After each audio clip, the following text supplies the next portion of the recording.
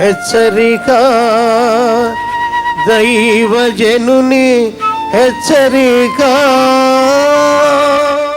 ఇక మూడో నెల వాక్యం వింటారు. చర్చిలో వీళ్ళంటే వాళ్ళందరూ ఉంటారు. వీళ్ళు వాక్యం వింటారు, ఆసక్తిగా వింటారు. క్రమంగా దేవుని మందిరానికి వస్తుంటారు, మందిరంలో పనులు చేస్తుంటారు, క్వైర్లోకి వచ్చేస్తారు, సంఘబద్ధలుగా ఉంటారు, కానుకలు తీస్తారు, ప్రభు బల్ల పంచుతారు, సో మీడియాలో హెల్ప్ చేస్తారు.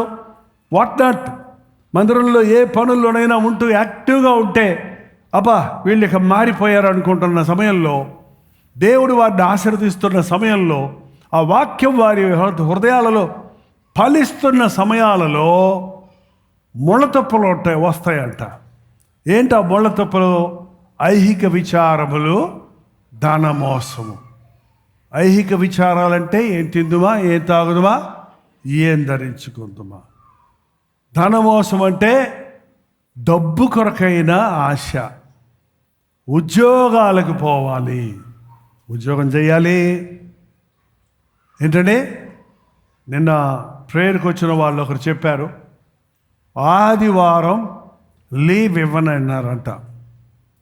ఆదివారం లీవ్ ఇవ్వకపోతే నేనే మానేస్తున్నాను అని చెప్పేసి వచ్చేసింది ఆ సిస్టర్, ఏదో సాఫ్ట్వేర్ ఇంజనీరింగ్.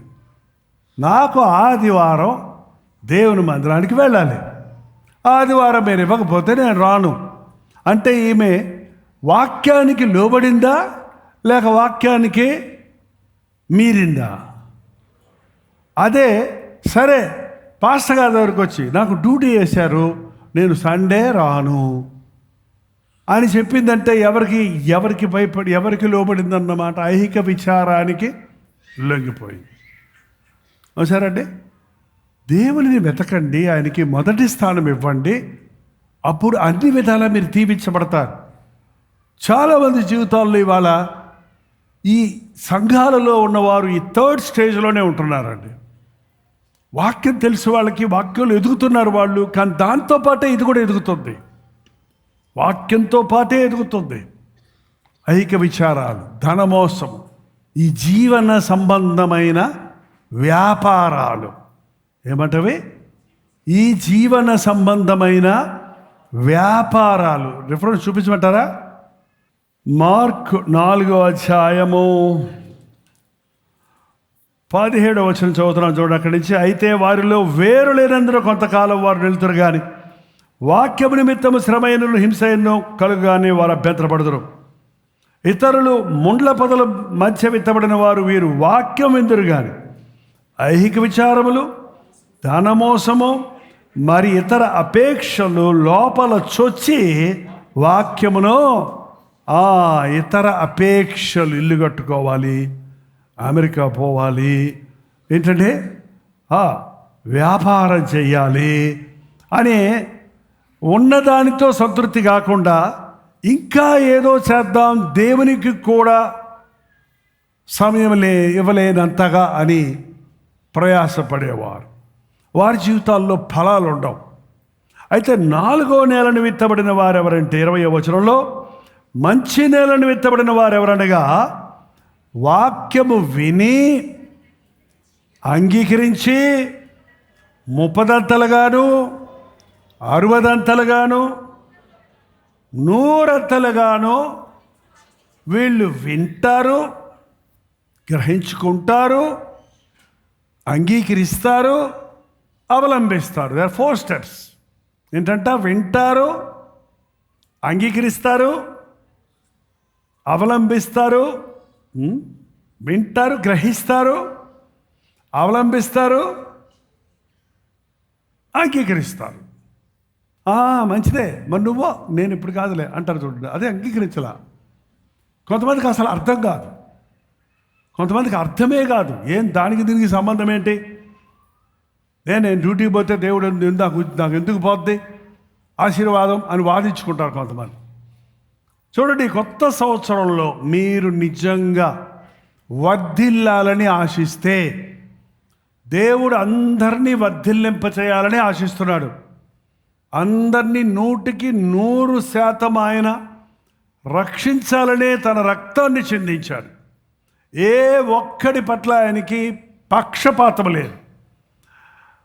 మరి కొందరు మేలు పొందుతున్నారు, కొందరు మేలు పొందుతలేదు. ఒకే సంఘంలో ఉన్నవారైనా, ఒకే వాక్యం వింటున్నవారైనా, ఒకే ప్రభువుని వెంబడిస్తున్న వారైనా, వారి ఆధ్యాత్మిక స్థితిగతులు కానీ, వారి జీవన సంబంధమైన విధానాలు కానీ, వారి అభివృద్ధి కానీ ఒకేలాగా లేదు. కారణం ద వే యూ రెస్పాండ్.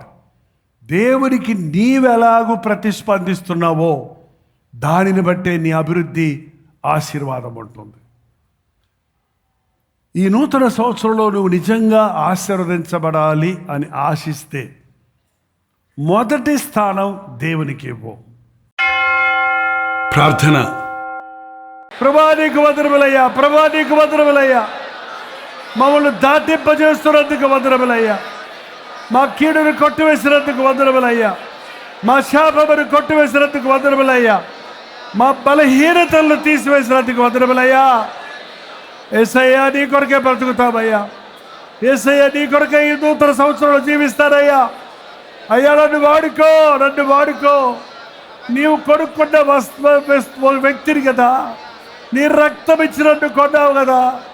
ఇదిగో నాయన నీ సొత్తు నేనేనయ్యా, నీ సొత్తునైనా నేను నా ఇష్టం వచ్చినట్టు బతుకుతానని నన్ను క్షమించయ్యా. నువ్వు కొన్నావే, నీ వలె బతకడానికి సహాయం చేయి. మా జీవితాల్లో ఆగిపోయిన ఆశీర్వాదాలన్నీ సాగిపోయినట్లుగా ఆశీర్వదించు నాయన. వ్యక్తిగతంగా దీవించయ్యా, కుటుంబాలుగా దీవించు నాయన. నీ కృపలను కుమ్మరించుమని క్రీస్తునామమున అడుగుచున్నాము తండ్రి, ఆమేన్.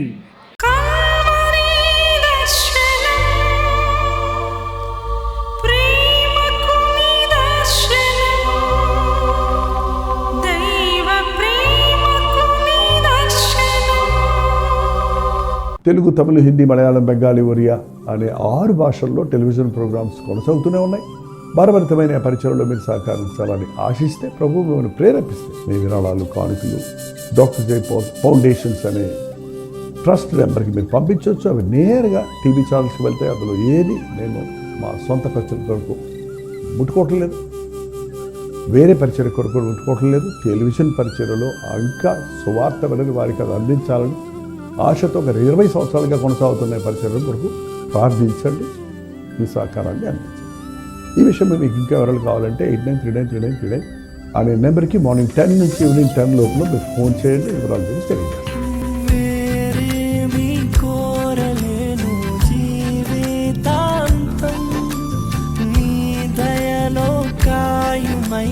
బ్రతుకు దినం వేరేమి కోరలేను, జీవితాంతం నీ దయలో కాయుమయ్యా బ్రతుకు దినం.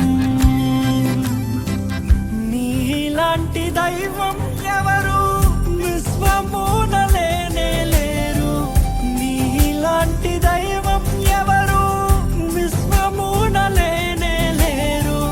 పరమ తండ్రి నీకే వందనా, నీదు బిడ్డగానే సాగేదా. యేసునాథ నీకే వందనా, జీవితాంతం నీకై బ్రతికేదా. పవిత్రాత్మ నీకే వందనా, నిత్యమునే నీతో నడిచేదా.